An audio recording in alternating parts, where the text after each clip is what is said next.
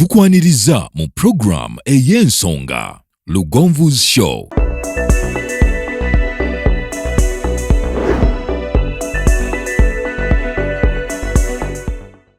Africa yona tuwuliriza Lugonvu Show. Genda ke Bulaya, Latin America ne Buarabu. Chikolenga Lugonvu, wuliriza Lugonvu. Tonsubya Lugonvu, mwana wa mama, mwana wa tata. Mwana Lugonvu, muwulire alina ensonga. Lugonvu shonge chikolenga Lugonvu, wuliriza Lugonvu yeka. Walabya Lugonvu, mwana wa mama, mwana wa tata. Lugonvu muwulire alina ensonga.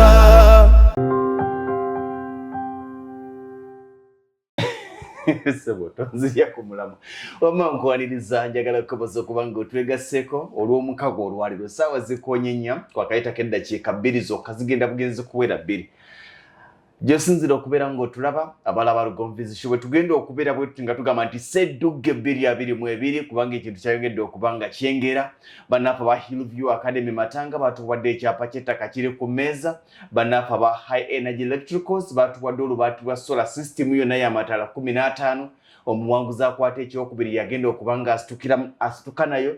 Ate nga bannaffe ba Wandegeya Imaging Center batuwadde bagamba nti omukyala anaasembayo okuva mu lwokaano mpaka za Ssedduga bagwa wangudde oba oviiriddeko ku mutendera ki naye omukyala anaasembayo agenda kubanga aweebwa smartphone. Tebaakomye ku ekyo ne bagamba nti namba 3 aba CS School of Beauty bagenda kubanga bamuwa ekirabo kya mitwalo 30. Focus Construction bagamba ba John Board Obi Supermarket nabo bagenda kujja enteekateeka zaawedde mu kaseera ke kamu Lwengo General Hardware enteekateeka zaawedde bajja.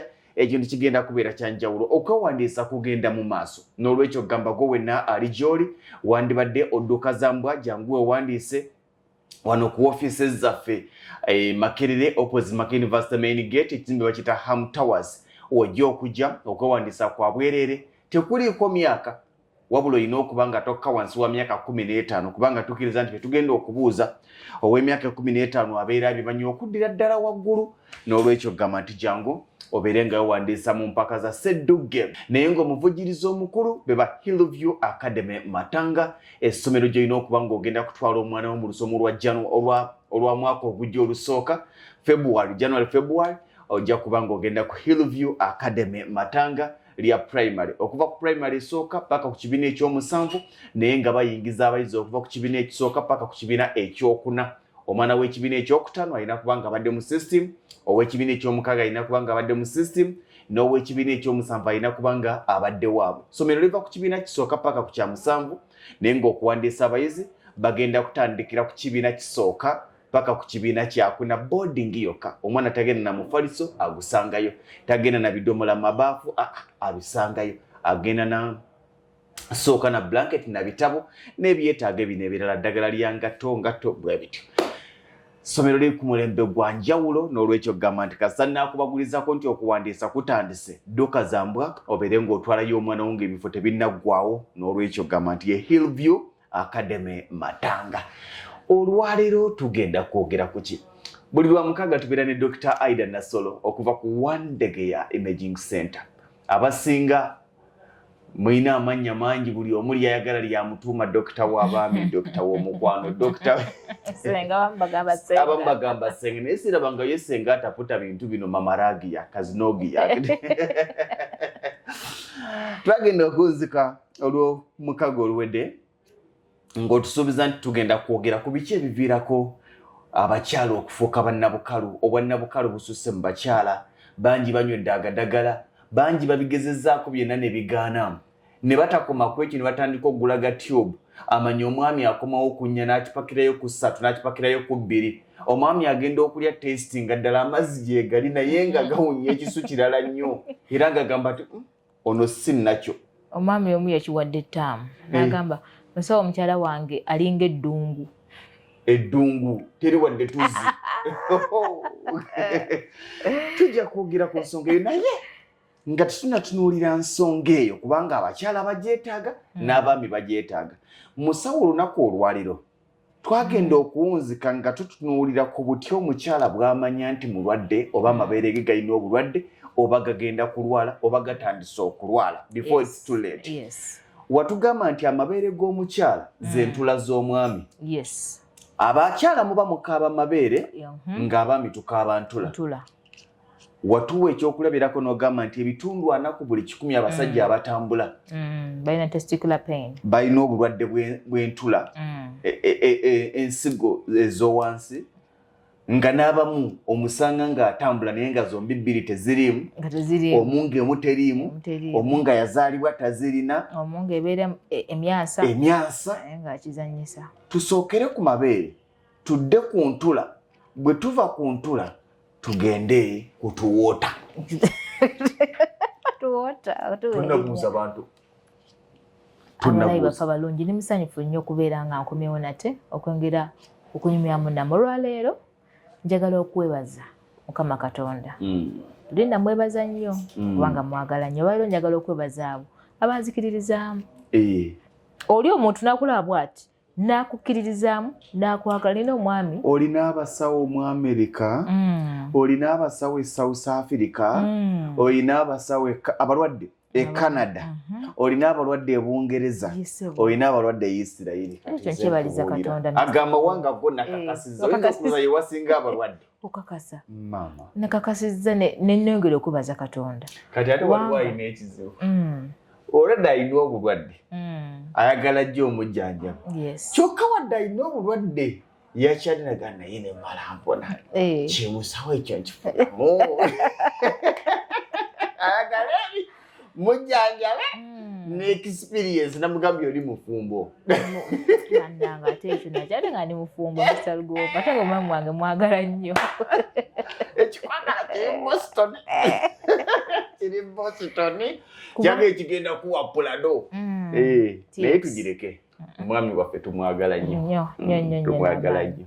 Kaakati ekyannewunyisizza abantu okukkiririza muli n'akwagala n'agamba naye musawo ono bambi anyonyola bulungi n'akwagalirawo from day one ate n'awulira ng'awonye n'agamba n'okunoonya omusawo oyo.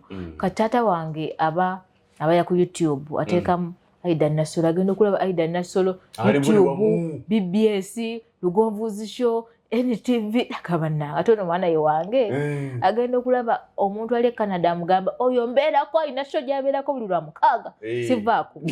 Naga mwana wange ate oli international. Nti international. Sikyali kanisono. Njagala okubeebaza. Kubanga oli n'agamba nze nja kubeerako n'agirinda n'ayiga because oyinza obba tolina kizibu because omwami tolina bbeere nga bwe twasomezako luli n'ayinza obba jjajjaawo ayinza obba mukwano gwo oba mukyalawo alina challenge oba mukyalawo. So kati leero specially nyagadde okubeebaza okunzikiririzaamu nga nze omuntu n'okwagala lugonvu kubanga bansinga babeerako olwa lugonvu naye naakusangirako eyo ate naawe naakukkiririzaamu. Nange kambeebaze mwebale kunjagala nze atalina biri bisesa kubanga ebyange tebisesa bya byakwezimba byakulaakulana. Tuwaguddewo estate Makunali. Dr. Aida Nasolo y'omu ku baneiba bamu olwagira binaga nti mpaako 2 ku 2 yatuteyiika namba kyekana ye naga nti ako kampa akapiisa ako nkaagala. Abaali naffe ku Lwokuna twajanjula ku Lwokuna tusigaza mpuloti ziringa 5 futi 5 ku 10 ziri awo Mpambire mu kibuga ky'Empigi kubanga Mpigi town council awo wonna yetwalawo eyo na town y'Empigi. Okuva Empigi mu town okutuuka ettaka weriyo tambulirawo eddakiika 5 emmotoka ng'ovuga.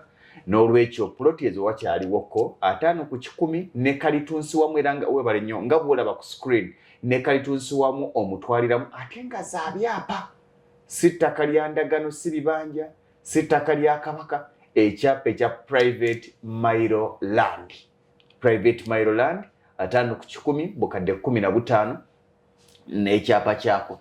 Waliwo ababadde baŋŋamba nti mwami Lugonvu ewantu twagalawo naye 15 bunnemye.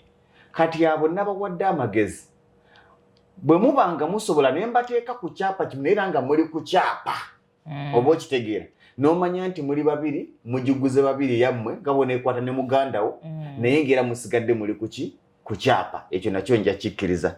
N'olwekyo bw'obanga obadde okyagiraagira oti wakyaliwo keziriwo. N'olwekyo okunako kukkiriza waliwo munaga nti mwami Lugonvu nja kulinda ng'ofunye tolinaawo nti akankulinda ofune kankulinda bakukkiririzaamu ate ekyo kya bugagga kyekisookera ddala kya bugagga omuntu akutaddemu obwesigwa kati nga ffe abakola ku bulamu omuntu n'akukwasa obulamu bwe jjukira eddagala osobola okuba eddagala omuntu n'afa omuntu akuwadde obulamu bwe akwesize n'abukukwasa nti nina pain yamba pain enekole ki kya bugagga ekyo tutandikire ku mabeere amabeere twabanyonyola abalayi baffe ne tubasuubiza tugenda basomesa self breast examination nga tonnajja mu ddwaliro because eddwaliro si ekintu abantu kyebettanira ennyo naye nga tonnajja sooka obeere ng'omanye ekyokukola self gwe nga gwe ng'okeera ku makya nga tobuuziza ku mwami wo naye nga gwe ng'obulamu bwo ng'obufaako ng'okebera amabeere gano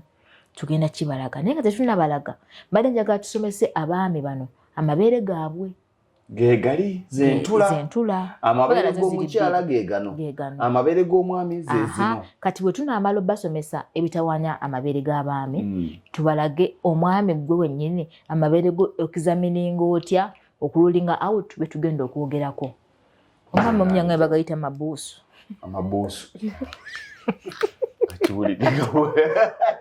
ebyo biri bamunyiza amabuusu bye balinga bategeeza kirabika omanyi nze mbeera mubantu naye abantu bansesa oli mukuwandiika amabuusu tamba bagiyita ochialagia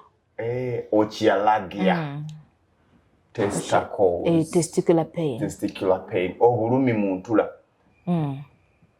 yo twayogera obulumi mabeere kyetwayita mamalagia kati obulumi mu testicles because obulumi tugenda kwogera ensigo zino endwadde ezitawaanya ensigo era endwadde ezitawaanya ensigo zireetawo obulumi twasomesako ko emabega naye twali tubigasse ne pain ey'omundira mu baami kati mbadde njagala abaami tubalage nga bwe twalaga abakyala bikyayi baviirako amabeere gano okulwala ng'osembezzaayo kansa kubanga ne testicles zirina kansa kookolo w'omuntula yes tumina seminoma yes testicular cancer ate nali common akuba testicular cancer ali common mbavubuka zino endwadde kyekyobulabe nnyo kyekyobulabe kubangira abavubuka be bangi testicular cancer ali common nnyo mbavubuka talinga ate breast cancer ali common bakyala asusiza emyaka 4 naye ate testicular cancer ali common betuyita younger adults 18 and 40 awasinga kati era tugenda bannyonnyola okyalagia kitegeeza lindako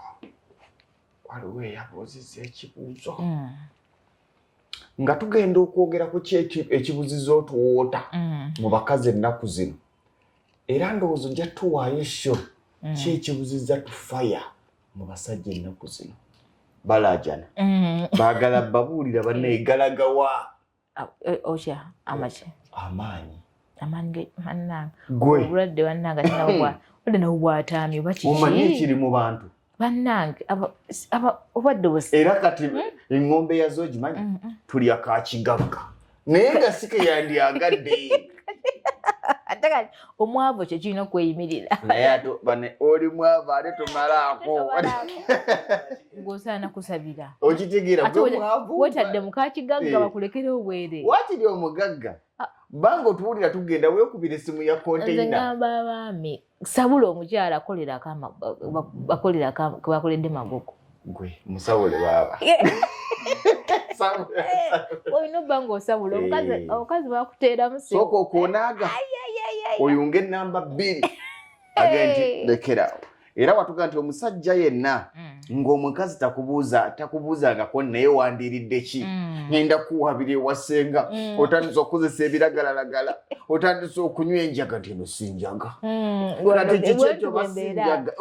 ate sinnaba ntandika butandisi naye bambi abaami ate bankwasa ennaku kati ennaku zino basabirako kubanga kyasusse otwanyi dakiika ezi kambe eddakiika ezi ate batulina kyokoze naye namwe mukimanyiire namwe mwanguwa okutuuka ku ntikko anti buli mukyala alina obutonde bwe by the way yes tetuli bebamu ate ogwa ku mukyala ng'atetedde ayimiridde kati nga toleeta kakigaggako naye omanyi ekiwuliko bina ekimala amaanyi ng'okuba ng'owulira gagesa nakati tandika tukole olwo kyogamba omaze ng'otandika okunyumya story naye abaami ne bagamba spams ziva eno ewatugamba ate ne wava amaanyi nze nali manyi ziva eno eno wabbali waliyo buki ofuuya esewo naye bambi mu busalengako mu busalenga eno yonna ate ogira wano newaliyo anasi so eno era wano nyamba toteekawo abaami nga mumwa eno yonna mumweyo twagamba si buvunanyizibwa bwa maami buvunanyizibwa bwa mukyalo okubeka shuwe n'obujjeeyo naye gwe omanyi musawo osobola okukkiriza ogusajja okujja nga gwonna gutuutidde eno yonna anti ng'omuyambako kyo kiraga nti omwagala maama ate nze omutima olwo guba gufudde omukyala ate omukyala goba olingizayo noyagalayo ki ne kutuno otuwundi tuno kate fe abakebera kubanga okebera zino omala ku speya ogenda okukebera eno muganda wange omuga nti owange lwaki tokitereeza kino so these are tuzita egg shaped kubanga galinga amagi ziringa entula enkula yazo gezakula zirina okubeera nga ziri almost the same size kati testacle this is kintu kiyita scrotum scrotum kyekyo ekiriba kyolaba yatugi scrotosac yesitudde ensigo kati eno ye testis tulina right testis eno ye left testis kati ku testis kwennyini kubeerako omutwe akaseke ketuyita epididymis just nkola illustration saakola art obudde bwange nabo malanga nnyo mu biology tuyina epididymis kati ate pain mu epididymis tugiyita epididymalagia yes pain mu epididymis naye gwe togenda kitegeera saagadde kirwako ekyo tosobola kwawula erimu epididymis oba erimu testis kati ekyo kirekera nze agenda okukebera to rule out the problem kati ebintu bino wano wewali penis wano wano makkati wano kati entugiyita pubic area bana abakyabaami mwemwe ndaba abaami bagayaala omanye ekitonde ekyami waliwo ebintu byotagayaala tosobola nga nti wagayadde okunaaba kati oba tosobola gayala kunaaba lwaki ogayala okwemwa anabaami basobola okugayala n'okunaaba bangi nnyo lwakuba nze abaami sibanenya nnyo kubanga omwami nze sibanenya senga w'abaana abaami bakwano bange njagala balirawo omubiri naye bawakiri omwami yandigira naye ate omukazi ogegera kyova ate abasomesa engeri gye banaamu abakyala kubanga ate abaami engeri sexuality yaabwe gyeri ku central nervous system bwongo olulaba ku kintu nekimujjako mutakagaanirawo kati ogenda ogamba nti omwami takola olwedde nga yabadde yavuddeko dda obwongo kasita buvaako taddamu that is the truth kati amabeere g'abaami bano getuyita testicles omugaso gwayo eno testicle kwe production and storage of sperms testicles zino zirina cells mu testicles munda cells zino zeziyita kyetuyita testosterone hormone hormones zezireeta obwagazi testosterone hormone kyetwagamba ekuwa obwami yes yekuwa amaanyi nti buli testicles zino zirina cells ezo ezigenda okuba nga ziproducinga ki enkwanso kati testicles ezizireeta enkwanso nga zizitereka kati ekitegeeza zirina okuba eziri normal zirina okuba nga they are almost the same size bwe tuba tuzipima wali tezirina kusukka 3 cm in diameter okuva wano paka wano ng'opima ensigo ekiriba kino kyekyolaba gwe kungulu kiri kyokwatako munda yeki akakaluba yensigo kati osobola okuba nga okwata akakaluba ng'olaba olina ensigo n'ebintu ebirala byetugenda okwogerako olwaleero nti biki ebiviirako testicles zino okuluma Ochialagia means persistent pain that occurs in the testicles pain eremeddeko okusukka mu myezi egi esatu kubanga lwaki tuzogeddeko abasajja bazigayalirira n'abeera nga alina pain eyinza okujja tulina kye tuyita persistent pain eyo eremera buli lunaku otula ku boda boti nolanga ensigo zikuluma bw'oba ogenda okwebaka n'ogikonako bwoti nga twaga mu mabeere nolanga nekuluma waliwo kye tuyita dull ache. Eno dull ache pain ejja mu testacle tugezeemu ya right nejja neekumyansa nesirika. Pain that is on and off but keeps on reoccurring. Nti ebeera ekujjukiza nti naye nga yalididde leero ogenda okuwulira ensigo ekusika bweti. That pain oluusi oyinza obba bwebase kati obaami abasinga obungi okufuna pain aba agenda mu kikolwa nga mutaka asituse ensigo n'emuluma. Jjukira buli w'oyimuka buli w'osituka the testicles are preparing the journey ya sperms. Twagamba sperms zigenda kuva mu testicle zitambule through the epididymis ziconnecting to vas deferens ziconnecting to the urethra zifulume. Kati bw'otandika olugendo ng'osituse bwoti zeetegeka kati oziba zeetegeka wano ng'ofuna pain. Ate kati pain eyo bw'enajja egenda kukubuza amaanyi lwakuba kati engeri gy'oba nti kyogendamu okyagala okakase weegumya. Pain neekomawo after sex wano mukumala ogenda okulira nga pain ezze oluusi nejja ate neesirika. Kyentegeeza omuntu nti pain okujja neesirika tekikweyibaaza tolowooza nti oli okay. Actually pain okujja neesirika eba ekusindikidde sigino nti ndi mulwadde oyo osimbuddeko emmotoka neesirika n'oddamu n'ogikoleeza neyaka kabonera kakulaga nti emmotoka eno yeetaaga okukeberamu. Bw'olemerako oba oli mu kkubo wakati ng'emmotoka olibaga nti munaye bw'ogikoleza ogusooka neegana ddamu ogikume kitegeeza already endwadde. Emmotoka ennamu olina gikolerezaawo n'osimbula n'ogenda. Kati bwe twajja okusomesa abantu baffe basobole okumanya nti bubonero ki bw'oyinza okufuna n'otegeera nti nno wano waliwo kazaala waliwo ekikyamu. Tugenda okwogerako testicular pain. What are the causes? Tumaze okulaba nti they are round shaped. Toba na nsigo nga yakula bweti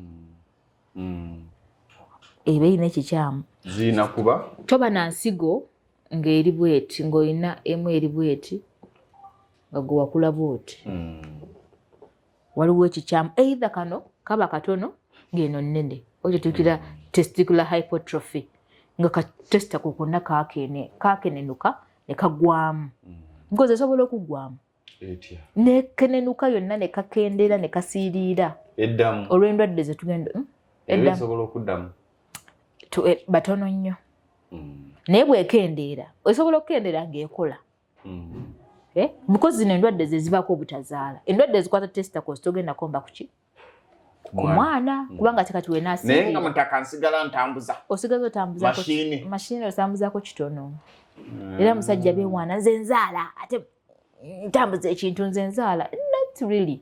Osobola okuba ng'osituka bulungi nnyo nga the cells are producing the testosterone naye nga toleeta nkwanso yes ng'olina low sperm count. Ate endwadde zira zetugenda okwogerako tugenda ziraga how they affect the testicles notuka okuba ng'olina pain etavaawo. Pain tejjirawo bulambalamba ejja mpolampola mu stages. Kiva mu bugayaavu bwaggwa omuntu ne mulabi wa Lugonvu Show be nabalayoko tebakyegayaalirira waategeera nti agamba ekiyalaagiye eyo ng'akomaawo kati nnyo musawo ng'ogenda okutubuulira biki ebivaako pain mu ntula z'abasajja ne zituuka n'okuggyibwamu nga bangi bakula nga talina nsigo emu n'atamanya nti emu sigirina naye ng'ayineemu naye nga tamanyi biki ebivaako bino ebivaako katujje.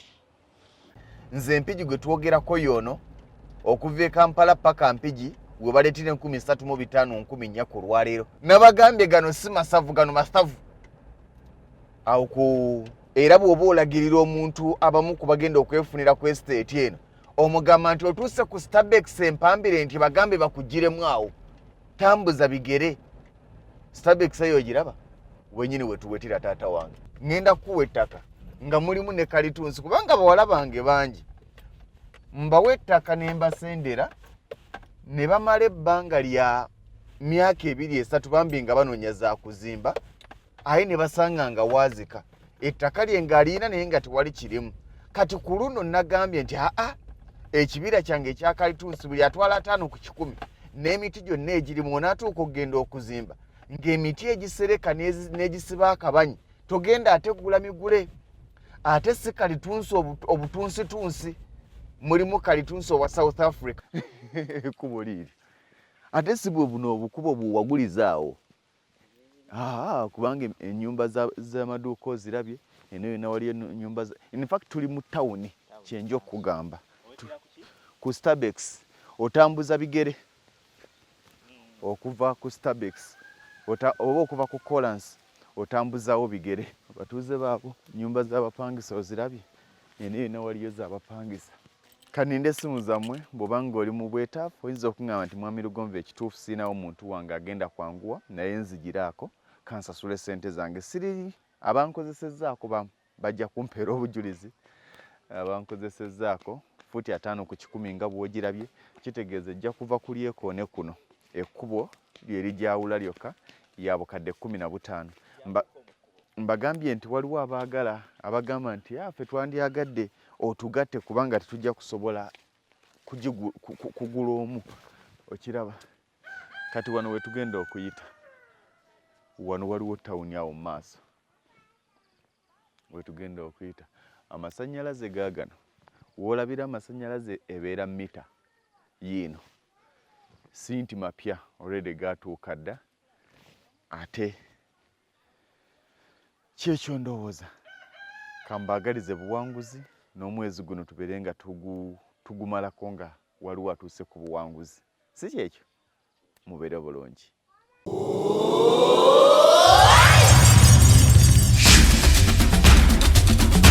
Okwewandiisa mu Ssedduga 2022 kutandika nga 1 Novemba ku ofiisi za Lugonvuzi Show ku Ham Tower opposite Makerere Main Gate. Okumanya ebisingawo kuba ku ssimu 0709 66 85 66 oba 0775 444 987.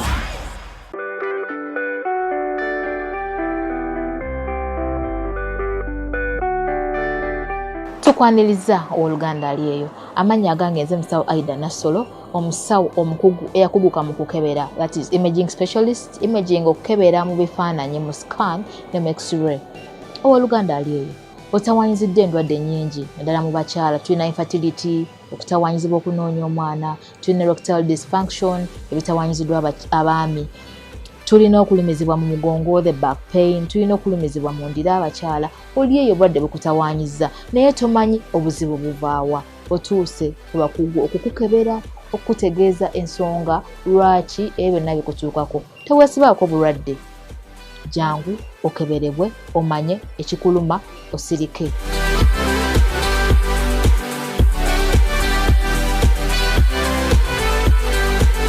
Lwengo General Hardware abasangibwa e Katende na Mutamala ku lw'e Masaka kilomita 3 zokka okuva mu tawuni y'e Katende ku Kidde Nakawuka ate nga balina enteekateeka ennungi kuba mufuna mpola ogulawo account n'osasula mpola ebintu byo ogenda okumaliriza ng'ebintu byo bifuna omulundi gumu. Osobola okubafuna ku ssimu 0700 636 337 oba 0760 585 228. Lwengo General Hardware ku lw'ebizimbisibwa eby'omulembe. Focus Construction Company ye company ekakasibwa okukola emirimu gyonna egikwatagana n'okuzimba okuba plans z'amayumba n'okuziyisa mu mateeka council approvals architectural and structural plans okuzimba kwonna okusereka roofing and ceiling okuyooyoota finishing and plastering amasannyalaze wiring eby'amazzi ntegeza plumbing okusiiga langi painting okukola enzijja compound designing ne gardens. Ebisale byaffe birungi nnyo era bisoboka mu buli mbeera. Twenyumiriza nnyo mu nkulakulana y'abantu y'ensonga lwaki twagala otandike naffe leero. Tulina Tete opposite all competitor station. Esimu noti 7776 858 206 ate ku WhatsApp tusange ku noti 7 noti emu 858 206 oba noti 752 33061. Focus Construction Company. Let's build the future. Lwaki sitandikirawo ekitundu ekyokubiri tukyalina Dr. Aida Nasolo okuva mu Wandege ya Imaging Center. Tebakoma kebera bukebezi n'okujjanjaba endwadde ebitundu 9 ku buli 100 ku ze bakebera bazijjanjaba. Kyokka ekyenjawulo kye bayina nti tebeesiba ku ndwadde gye batasobola. Bwe bakebera ng'olina kookolo bagambirawo nti ogenda mu Uganda Cancer Institute. Bwe bakebererawo ng'endwadde yo yakulongoosebwa nga bagamba genda olongoosebwe wano ne wano. Bakubuulira ekikuluma n'obujjanjabi bw'olina okukifunamu. Kye basobola okujjanjaba bajja kijjanjaba. Bwe balaba nga kiwanvuye waggulu bagambirawo. Ne bw'oba si kyoyagala okuwulira bajja kugamba amazima agataasa obulamu bwo. Ye Dr. Aida Nassolo okuva mu Wandege ya Imaging Center. Bangi abagamba nti Dr. yatusomesezza naye namba teyazituwadde. Bambi ng'alabyeko kitundu kisooka. Kubanga ekyokubiri kyabadde kitandika n'afuna ebimutaataaganye. Dr. Sooka otuwe ennamba z'essimu. Otusomese ekitundu ekyokubiri ekivaako abaami okulwala entula. Okulwala okyalagiya. Okulwala okyalagiya. Testicular pain. Pain in the testicles. Eya MTN eli 07 8M 07 8M 95. Alindako. Esimu yaffe togiteeka ku ntula. Ne bw'oggyako kano naye ebadde egenda mu ntula. 38. 07 Yes. 95 97 38. MTN teli 0781 95 97 38. Eno teri ku WhatsApp. Yakuba direct.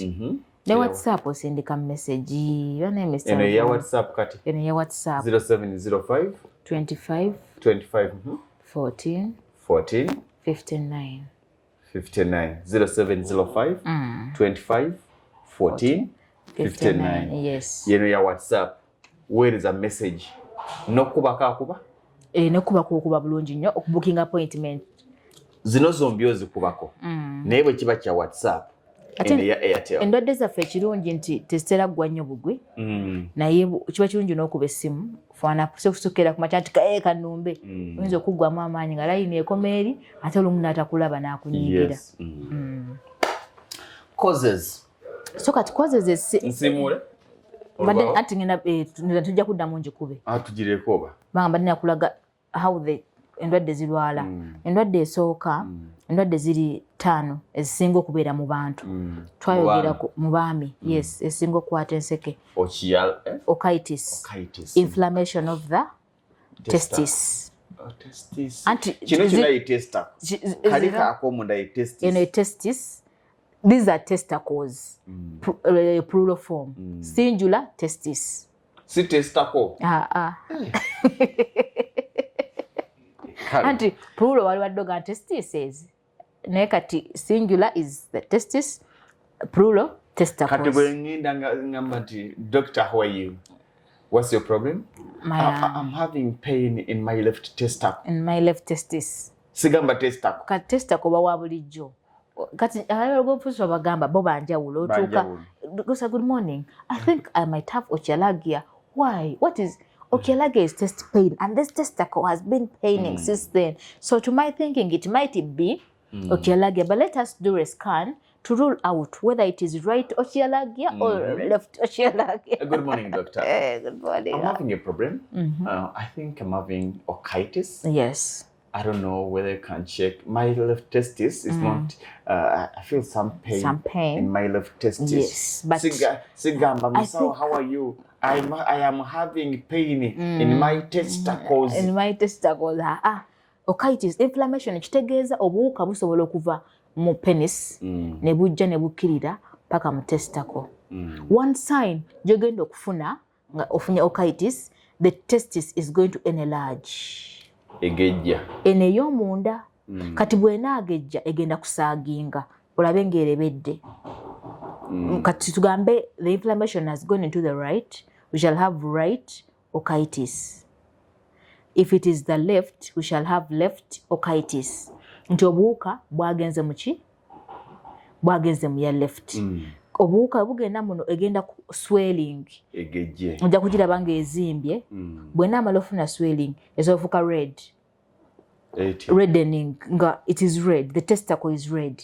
ogenda kulaba bwezimba bweti swelling ejja kujja ne reddish kubanga this is an inflammation obuwuka bujja kuba bukuyingidde kati ate eno egenda kuba etujja nga mundongo muli amasira olwokuba nti obuwuka bwo buli kufeedinga kuki ku testako onera asobola okufuna pain before sex ng'afunye erection mostly ne kumacha owulira muscle spasms kubanga buli wezitowa enyigiriza ebinywa ebiyita muno mu mpataanya ebinywa ebiyita muno biconnectinga to the pelvic region muno mundira ogenda okulaba ensigo eno yeesise okiraba kati ensigo eyo bw'eneesika egenda kuba ereeta pain endwadde eno eya okitis ejjanjaba ogijjanjaba this is it is caused by it is a bacterial infection obuwuka bu bacterias E. coli, Staphylococcus, Streptococci bwe buyingira eno munda obuwuka there are different strands naye kati nkubuuliddeko ku bumu obuyinza E. coli, Streptococci, Staphylococci wasoma mazima obuwuka obwo obuba nga bwebbiridde ne bujja ne buyingira mu nsigo bw'ogenda funa obwo bubonero bw'ojja kufuna sign and symptom is the ochialagia but we are going to check and see is it okitis yafunye inflammation nze ngenda laba nti olina okitis nga the right testis is enlarged in size with heterogeneous ecotexture nze awo mba nkutegeeza obuwuka bugiridde n'egejja kyova olaba olina obulumi so si kudduka gula mpeke painkiller okukendeeza obuki okukendeeza obulumi kyamaanyi kyolina okukola kusooka kumanya nina okitis ensigo eno yazimbye n'egejja ekyokubiri okitis can be the right the left or bilateral era balina report bazijjeeyo dda bampandiikira ki bilateral okitis bilateral chronic okitis or if pain is zisiza mu myezi 3 we call it bilateral chronic kiba kiruddewo yes ensonga ey'okubiri yes ekireetawo hydrocele y'empanama kati abadde agimanyi ate empanama tetera kuleeta nnyo pain yes naye ensigo eno egenda kugejja bweti amazzi geekuŋŋaanyiza mu scrotal sac tegabeera mu nsigo munda gabeera mu kino ekisawo kino ekisitudde era ogenda okulaba bw'okwata muno mulinga omuli erizzi bw'okubako bwoti mulinga omuli erizzi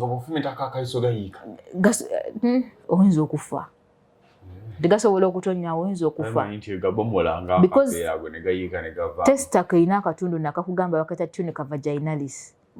tunica vaginalis akabeeramu amazzi omuzungu bwe yakitumba tunica ekyo ekituli kiyambako balance testako ebeera muno tuzo tutono tunyambako ensigo eno okutambula obulungi kati bwegendamu ago amazzi amangi etandika okuwugamu obuwuzi eyo mpanama kati egenda nayo kuleeta pain olw'ensonga nti ensigo bwerebeera bweti nesaaginga twagambye amabuusu egenda kubanga esika ebinywa otandika okubeera ng'ofuna pain eyo esobola okujja nga eri on and off ate ye empanama y'olunaku egenda yeeyongera engeri gyetaluma bambi bagigayaalirira ekibuuzo kyange yes ojjanjaba empanama ejjanjaba according to the staging bw'eba yakatandika ejjanjabwa amazzi ne gavaamu bw'eba ekuze egenze ku stage 2 amazzi bagasikamu bw'eba egenze yeeyongera awo nga bakulongoosa nga bagayoolamu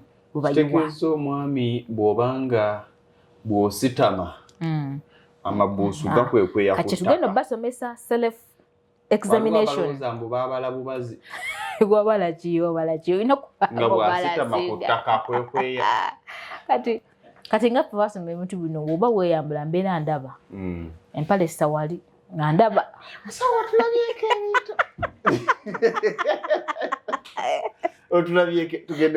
tugende kuyokusatu tukiyita scrotal hernia ye hernia waffe ye hernia w'abaami ono hernia scrotal is the scrotum gye twagambye lwaki tebamuyita hernia it is hernia tumuyita hernia kati bamuyita hernia mu Luganda kyekiye because this is an English word hernia twakiganda wasa hernia means a weak point nti ensigo zino ziriraanye zirimu eno region kati waliwo akabubi akava mu lubuto akakonectinga ku nsigo kati akabubi ako akalina okugenda bwe kati kanafuuwa bwe kati kati ekyenda ekyalitambulidde eno kiweta kidde eno ne kiyingira eno kati ekyo tekyalibadde tekiruma pain ogenda giwulira wano bwe wati mu nsigo naye ebyenda bibaamu obubi kati ogenda okusanga omuntu ng'ebizzi bikuŋŋaanidde eno ng'ekyenda kidigidira eno ate nga bikyafu kati kwe kufuna pain eno gitugamba okyalagira naye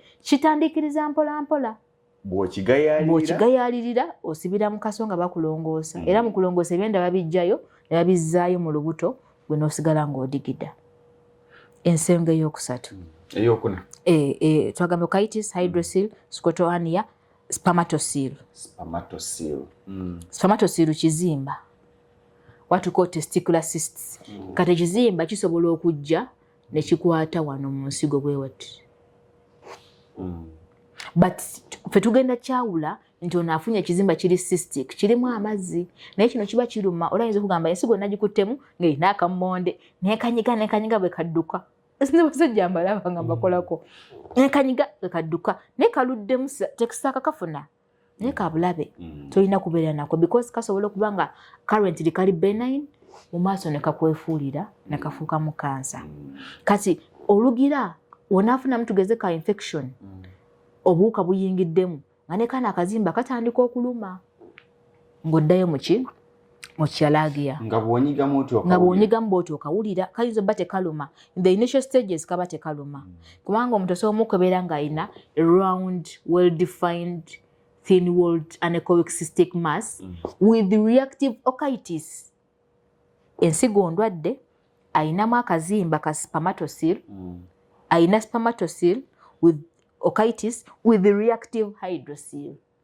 zonna ng'omuntu omu akola ki ng'azirina because endwadde zigenda zezimba on the other ensigo bw'enaalwala amazzi gagenda kukuŋŋaana bw'onaafuna ekizimba obuwuka ne bugendamu ensigo efuna okitis ate n'akazimba ne kalwala n'ensigo n'ekola amazzi onokulaba kyonna ekibando ky'endwadde alongoosa akwatemu kwemu because bugayaavu wali tomanyi katugenda kusembyayo tumors anti zino za bubenje kubanga wano waliwo okufa saagala muntu afe njagala nnyo okuweereza abantu tuma kyekizimba ekiri solid kati yono byenagambe gwe tuyita testicular cancer gwe tuyita seminoma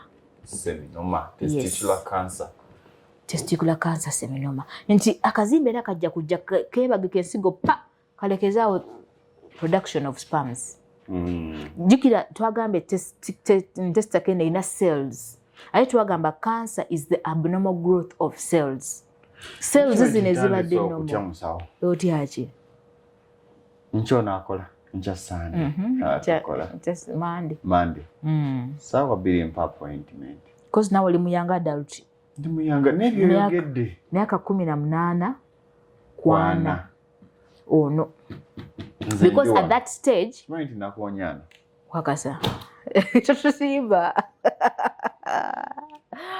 onaweereza ananga nkusabira onaweereza ananga olina ekibuga lugonvu mama gakisinga hamu eno nkusabidde saala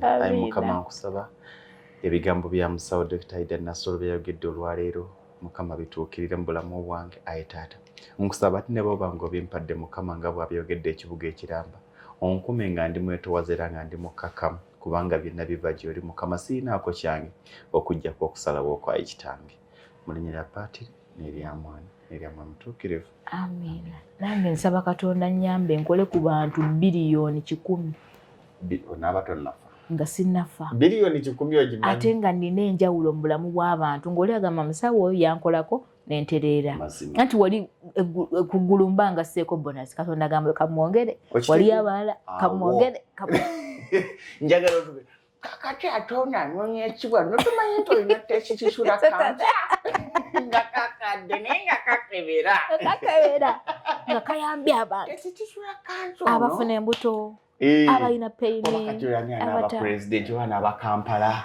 nga yafuga Kampala era mutabani w'omukulu tugende so kati tumaliza tumors zino tumors era wekebera ng'olina ekizimba mbadde twabegerako ku mabeere ng'olina ill-defined eco-complex predominantly solid mass ekyo tukyeraliikirira nga kugamba naye omanyi soka ogende omuntu wawulira akanyama appetite ng'emuggwerawo naye akanyama kakuyambako to confirm the abnormal growth of the cells. Tebasalako kanyama tukola kye tuyita ultrasound needle guided biopsy bakubamu mu kazimba kano ne basikamu amazzi ago ge batereka for histology naye kati owa bulijjo ye yakiwattaamu ennyama banzigyeko akanyama kati bansingisa eri batuggyeko akanyama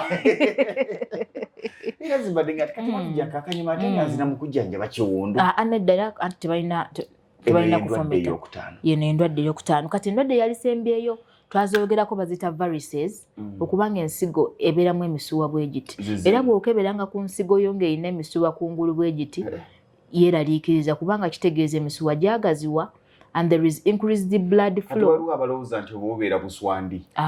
Si buswandi. Ensigo tezirina kubeerako emisuwa nga gyereeze. Tuziyita varices. Ekivaamu varicocele. The commonest cause of infertility in men. Kiviirako abasajja obutazaala. Omusaayi guba mungi nnyo oguyiika eno ne guleetayo ebbugumu enkwaso ne zifa. Enkwaso we zifa oligospermia, low sperm count, azoospermia, complete absence of sperms. Tugende ku examination.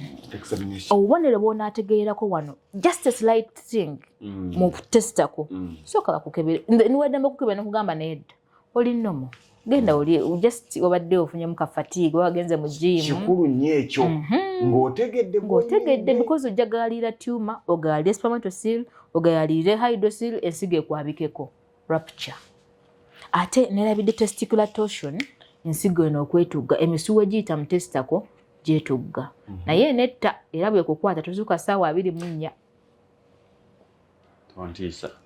nanti kati tojja kitegeera but ojja kufuna severe naddala abasambi b'omupiira nanti bakola nnyo exercise ez'amaanyi omusaayi gusukka ensigo neekola ki ensigo neyeetugga so kati okiyalagiye olwaleero tugenda kubalaga how do you self examine yourself okusobola okuggyawo bino ebizibu ebigira abantu because abantu bafudde naye baziika nga tebamanyi yes omukyala tugenda sookera ku mukyala twamusomesa mamalagia nyimirire nze ninze kubanga olina gikola ng'oyimiridde n'omwami mama olina gikola ng'oyimiridde kaakati omukyala simanyi oba andaba bulungi nnyo omukyala ali eyo akulaba oyimirira bwoti mu ndabirwamu kati wano tunudde mu ndabirwamu naye ng'emikono giri bwe giti kati go fokasi ye ebeera mu ndabirwamu omukyala otandika okukwata ebbeere lino ng'oli mu ndabirwamu oviira ddala mu nkwawa twagalamu obusanjabavu singa obwiramu ensanjabavu kabonero akalaga nti ensanjabavu erwanisa obulwadde obuli muki mu bbeere kati woowuliramu ensanjabavu kabonero akasooka ng'okawona otinga musawo ninamu akasanjabavu mu bbeere ebbeere yange teriba nga litandisa okukola ki okulwala kati ojja olikwata booti kati twagamba osooka kukola booti amabeere gano galina obbanga gasituse ng'otunudde mu ndabirwamu singa liremera wansi wayinza obbaawo erimu lolaba nga lisaaginze eremedde wansi yolibaako ekikyamu bw'ogira bwoti gasituka bw'ogira bwoti amabeere naye oba wayonsa era gasitukamu bwe gati ng'oli mu ndabirwamu bwoti mu ndabirwamu yejja kukulaga ng'amabeere eriremedde ennyo wansi libaako akabuuzi era ogenda oddetegereza nga lyeri kuluma kati bw'omala n'otandikira muno tukola kye tuyita D ova eno bwoti mu nkwawa n'ogenda ng'otambula olikwata mpolampola singa wabaawo akazimba akajja osobola okukola ki abakyala tukikola nga wakava mu period buli wova mu period weekebere kubanga oba ne hormones nyingi ate olina oddikwata bwoti nga tolina pain y'amaanyi kati woogenda ng'olyetoloola bwoti ng'omalayo eno ng'omakinga sure tolina kazimba kowuliddemu n'obulumi mamalagia gye twayogerako omaliriza ku nnywanto osembera ku nnywanto singa eremerayo eri munda akabonero ka kansa oginyigamu bwoti n'evaayo n'oginyiga olabe discharge ekola ki evaamu singa evaamu amasira singa evaamu ebya yero singa evaamu ebikyafu singa evaamu ebizizi ebikyafu kabonero tunoonya ku bubonero buyinza okulaga nti olinawo ekiki ekikyamu gwe nga gwe omuntu weezuula neetaaga okukola ki okeberera bw'onaakeberebwa omusawo yajja kukubulira obulwadde obuki obutuufu bwe tunaamala lino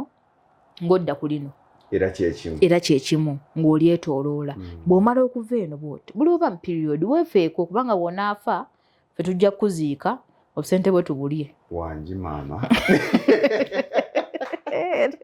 kati omwami kaakati olunaavaayo bwoti gwe ng'olisika bwoti ennywanto eno nakita retraction of the nipple singa ebeera eri munda wabeerayo ekizimbe ekigisika ennywanto erina kubanga etumbudde bweti gwalina ennywanto ng'eri munda ng'erina ensalika n'omwami ensalika yeetya anti ng'erina ebiwunduwundu mastitis ekiro kireetawo ekyo oyadduka mu ddwaliro omwami wagenda okuyonka ate agenda olaba biwundu byereere appetite ng'efa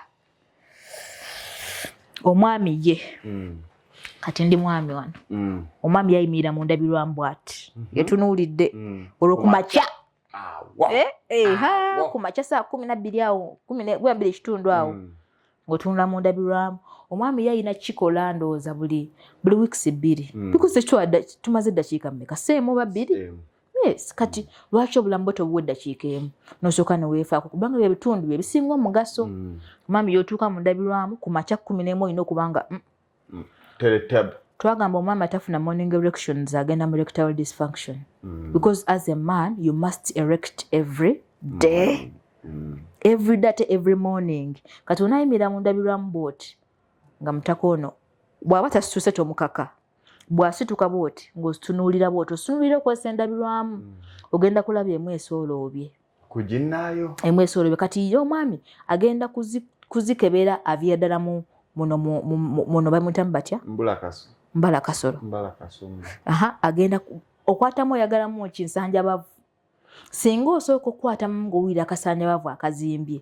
kabonero akalaga nti ensigo zino zirina obulwadde obukola ki kasita owulira akazimbye nga we kadduka kayinza obba ensanjabavu eyinza obba eruma oba nga teruma naye bw'ogiwulira kabonero akalaga nti it is fighting with some infection that you don't know olukwata n'owulira ensanjabavu nga gw'okkirira ng'okkirira ogenda okulaba naye n'ensigo ng'erimu ebirebera ebizizza ebyo obange ogira wali mu ndabirwamu ogenda olaba emu esukkulumye kugine waba zonna ozaba si ye sayizi yaazo kijja kukuwa okumanya ensigo zo nga bwe zikola ki nga bwe zibeera kubanga gw'ozikebera ekitegeeza bwe zinaafuna obulwadde ogenda kwanguyirwa onaalaba ng'efuuse red onaalaba nga eswerinze etandise okuluma onaalaba ng'ogikwatamu bwoti bw'omala okutambula nze siina nti ensigo nalibadde mbalaga naye olugikwata bwoti omala ng'oginyweza mu ngalo bwoti kati bw'ogikwatamu bwoti olina obba nga towulira pain ng'ogikutte ekyo kisawo okikutte n'ensigo yaamu bw'ozikwatamu bwoti n'ozikwata mu ngalo 5 bwoti olina obba nga towulira pain omwambi kosi teziruma ate lwaki ziruma buli lwozikwata bwoti n'owulira bannange osono ate mwami muyina eddembe osogamba mukyalawo jangu bebi ate we wamu kwali obwagazi bwaffe ate kati omukyala wazikwata agenda okumaliriza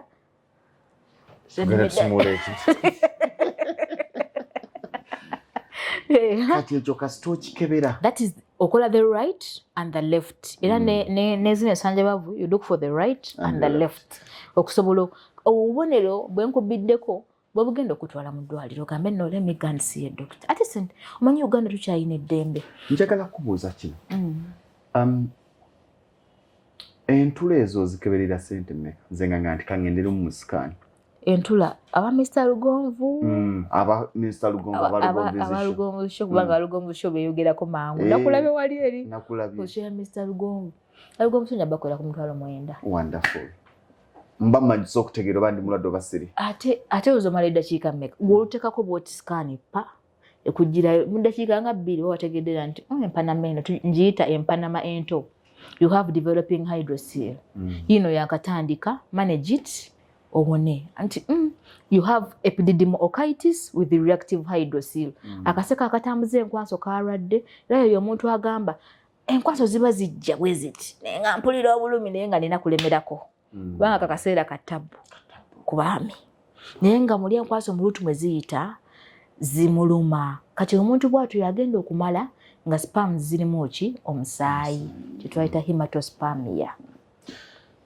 tetuyinza kweyongerayo bingi ebijja okubuuzibwa buli omu alina kyawulira nti ate musawo waliwo yasabye nanga bannange naye musawo lwaki temusomesa ku ndwadde za kidini abakidini abeera mu inbox yange buli ddakiika omukaaga olujja ogenda tusomesa bibiri dryness mu bakyala n'abaami amaanyi agawedde musimanyi bwe tunakifunza simanyi kubanga bannange bwe kinaaba kiganyi buli omu tunaagiwa lunaku lwayo ntujjajjiwa bajja wiiki ejja tutandike naki wiiki ejja tutandike ne abakyala ababaka bandi bubi nomusawo ne lwaki tukola n'onywa okura n'oteekayo ebigambo omusajja n'agamba naye gwe nakuddusa ate gano ge mazima amazzi agali artificial gawonya bwago ate abasajja bagategeera oba ogamanyi wegeziwaza wano nti nze nanywedde ebidagala ne mmulaga ttaaki naye nga sajja agamba siddayo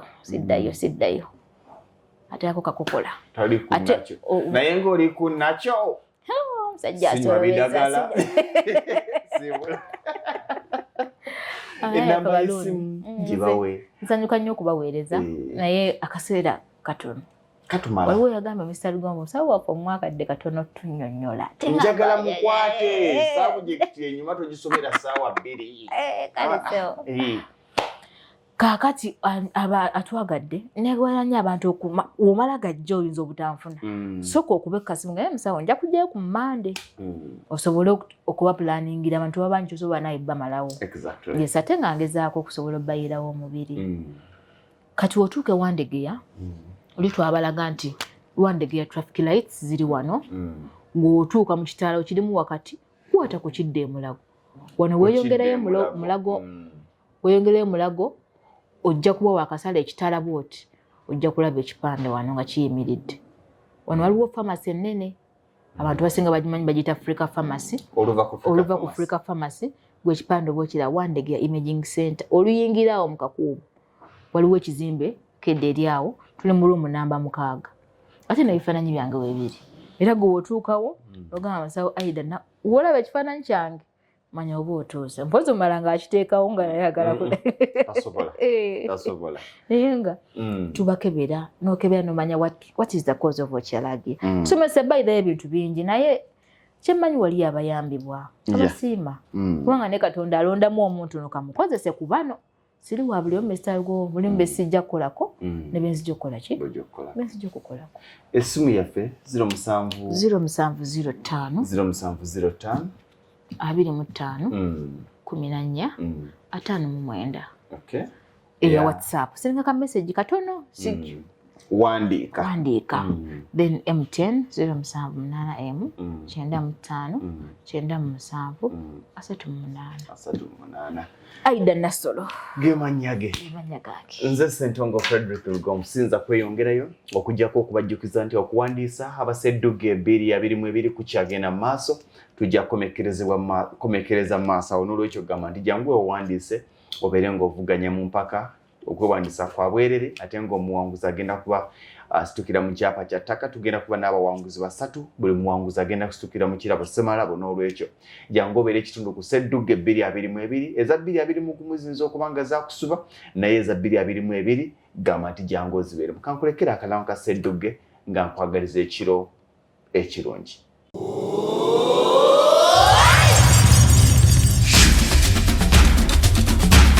okwewandiisa mu sedduge 222 kutandika nga 1 Novemba ku ofiisi za Lugonvuzi Show ku Ham Tower opposite Makerere Main Gate.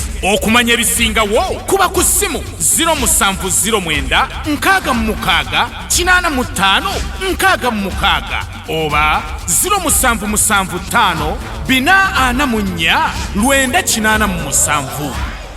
Eyo yebadde program Lugonvuzi Show. Africa yonna tuwuliriza Lugonvu Show. Genda ke Bulaya, Latin America ne Buwarabu. Kikolenga Lugonvu. Tuwuliriza Lugonvu.